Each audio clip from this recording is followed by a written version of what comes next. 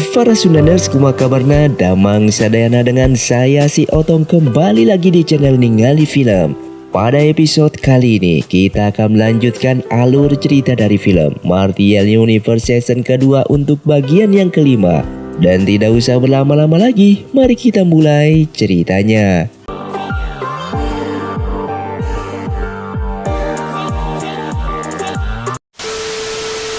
Cerita pun dilanjutkan dengan Kingzi yang langsung menemui Lin Susu yang beberapa hari ini sembunyikan di ruangan tersembunyi. Kingzi meminta maaf atas tindakannya yang sudah mengorbankan sebagian energi Yuannya untuk Kaisar Iblis. Walaupun saat ini Kaisar Iblis masih mempercayai kebohongannya itu, tapi kemungkinan Lang Tian sudah menyadari rencana kita. Beruntungnya Kingzu dan yang lainnya berada di luar kota Huoyan, sehingga mereka pun masih bisa selamat.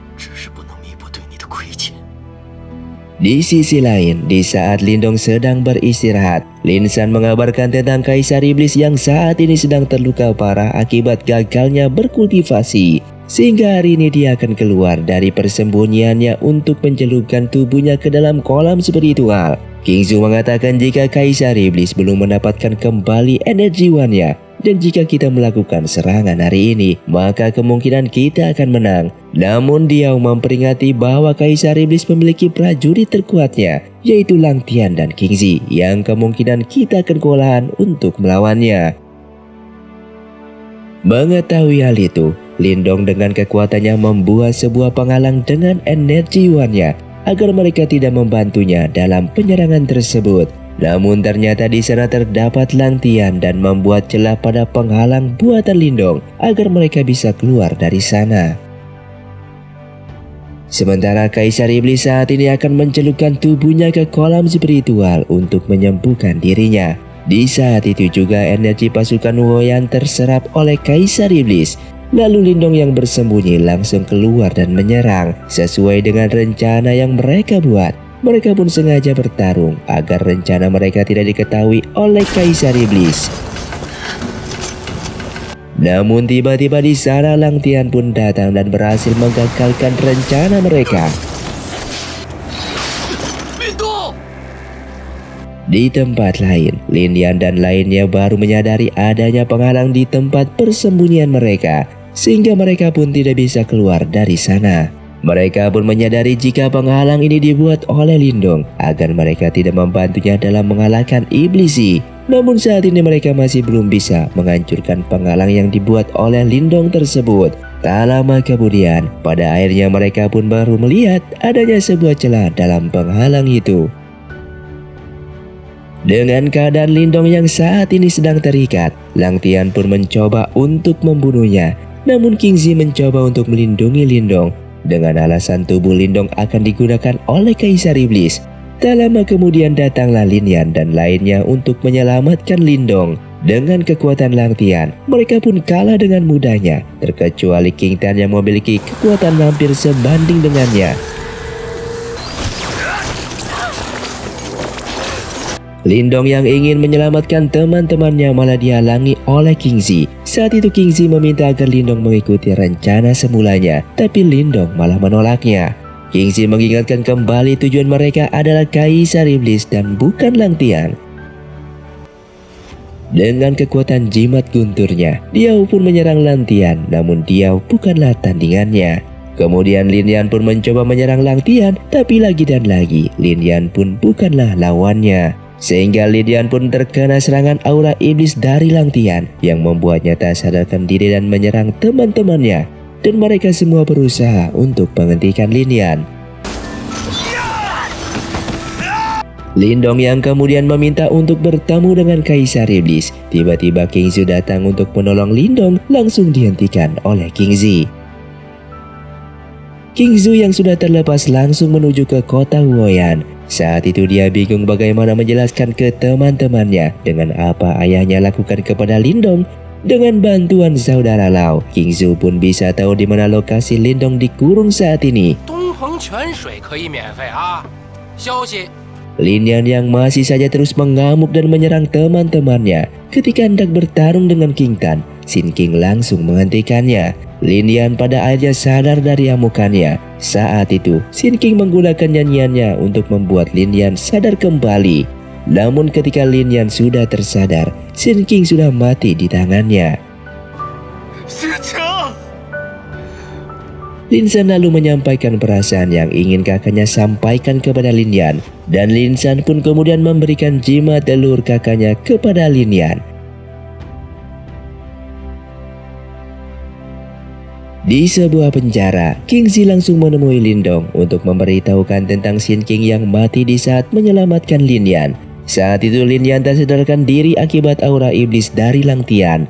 Lalu King Zi meminta agar Lin Dong fokus pada misinya hanya untuk melenyapkan Kaisar Iblis. Saat ini King Zi sedang mempersiapkan senjatanya untuk besok. Ketika Kaisar Iblis sedang bertukar tubuh dengan Lin Dong, maka dia akan menyerangnya. Tapi Lin Dong misi kali ini ingin berhasil dan tidak peduli apapun yang terjadi. Lin Dong pun memerintahkan King Zi untuk membunuhnya jika Kaisar Iblis sudah berada di dalam tubuhnya dan siap untuk mati dengan Kaisar Iblis.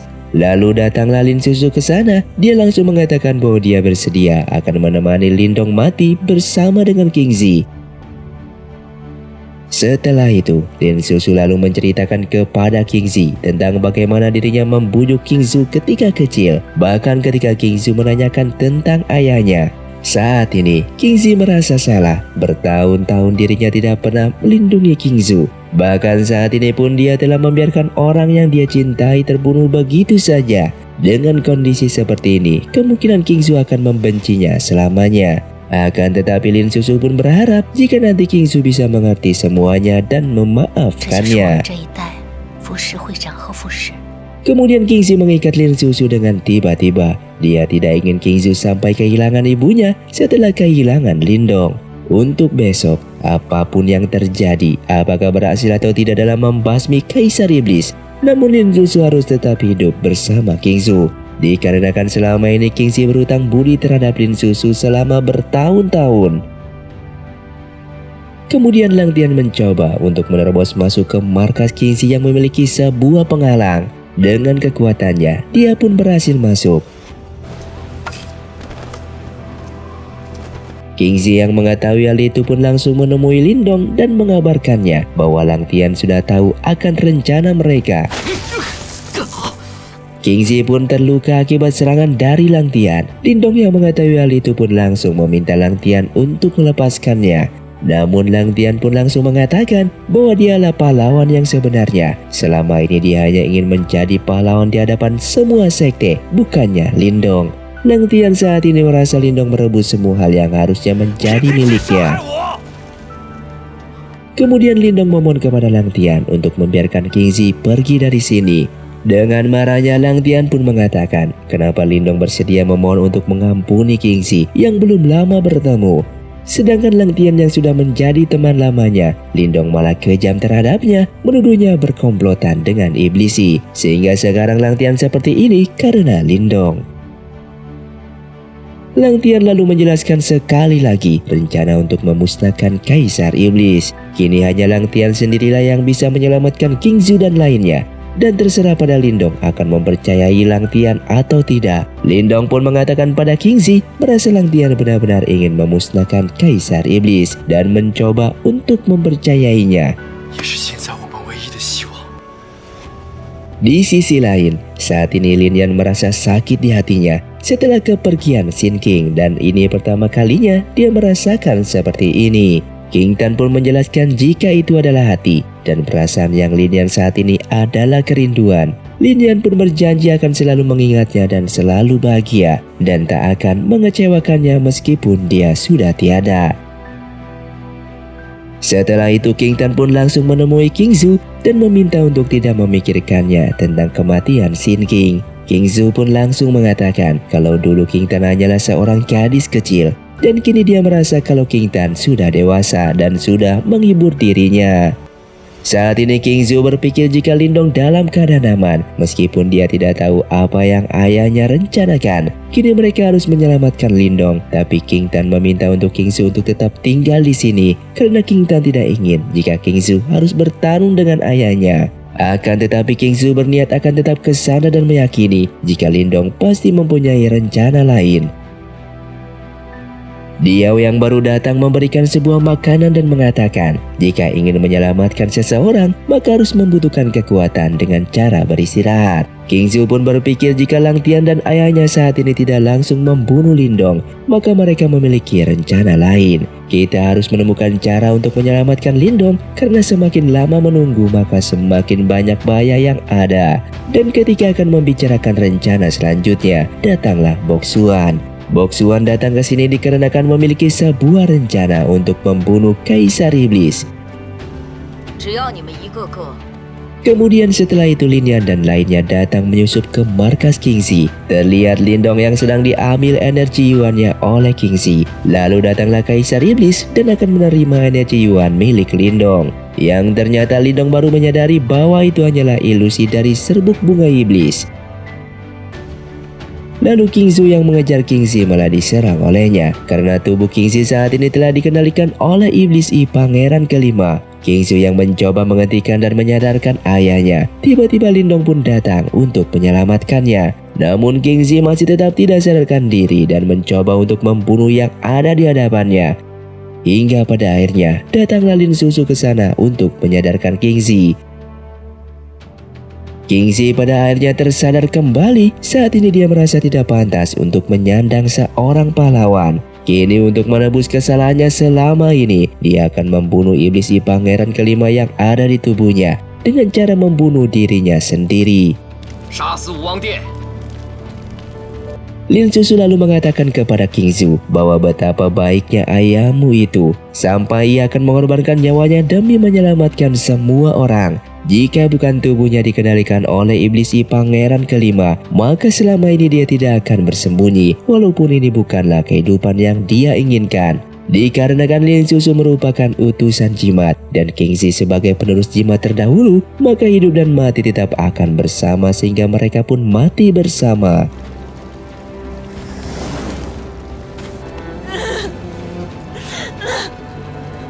Di sisi lain, Boksuan saat ini sedang membuat sebuah penghalang di sana dengan King Tan.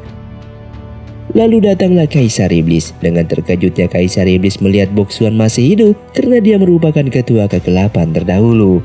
Kaisar Iblis lalu menyerang Boksuan dengan mengubahnya menjadi iblis. Dengan mengorbankan dirinya, Boksuan mengaktifkan segel yang sudah ia siapkan sebelumnya. Boksuan berencana akan menggabungkan Kaisar Iblis dengan energi Yuan miliknya dan menghancurkan menjadi partikel energi. Setelah formasi Boksuan selesai, tubuh Kaisar Iblis menjadi hancur lebur.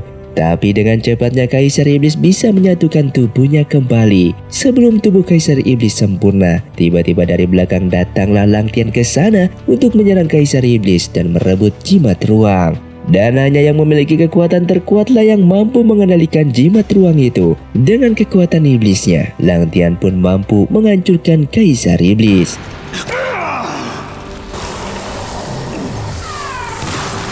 Setelah itu dengan marahnya Lang Tian pun mengatakan kepada Lindong bahwa dia telah menepati janjinya membunuh Kaisar Iblis dengan tangannya. Dikarenakan selama ini Lindong tidak pernah mempercayainya.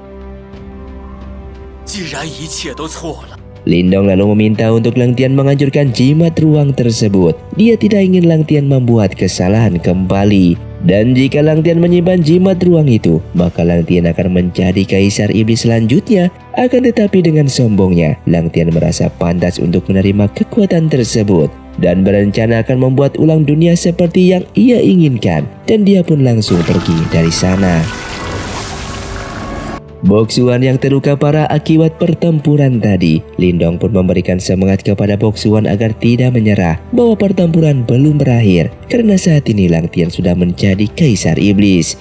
Namun Boksuan berpesan dengan memberikan pertempuran terakhirnya kepada Lindong. Lindong pun bertekad akan menyelesaikan pertempuran ini.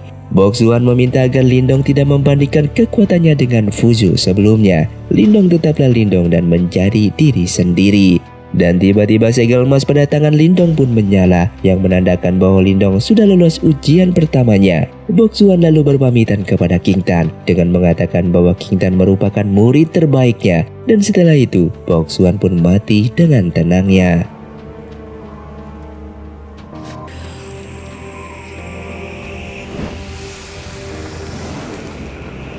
Keesokan harinya, Lindong pun datang menemui Kingsu yang sedang bersedih. Saat ini Kingsu merasa orang tuanya seperti gurun pasir dan angin yang selalu bersamaan dan tak pernah terpisahkan. Kingsu bertekad akan terus maju dalam menyelesaikan apa yang orang tuanya mulai, dan di kehidupan nanti Kingsu akan tetap menjadi putri mereka. Lindong yang mendengarnya pun menganggap Kingsu kini sudah banyak berubah. Tak lama kemudian, datanglah dia untuk menemui Lindong. Dengan tergesa-gesa, dia mengatakan jika semua jimat merespon sesuatu yang menandakan kembalinya guru jimat es. Di Sekte Dao, kini Yinghuan sepenuhnya menjadi guru jimat es, dan para murid pun langsung menyambut keberhasilannya. Saat itu mereka pun merasakan kekuatan guru jimat es yang sangatlah tinggi. Namun Yinghuan saat ini hanya mengenali mereka semua sebagai penerus jimat dan puzu. Kemudian Kingsu langsung melaporkan kepada Yinghuan bahwa kita telah mengumpulkan 6 batu jimat leluhur, dan saat ini jimat ruang berada di tangan Lang Tian. Sedangkan jimat hidup dan mati kini pewarisnya sudah tiada, sehingga batu jimat tersebut tidak bisa diaktifkan kembali. Lin Xian yang ingin mewarisi batu jimat peninggalan kakaknya itu, tapi Lin Yan malah menghentikannya, dan Kingsu meminta waktunya untuk mengaktifkan batu jimat tersebut.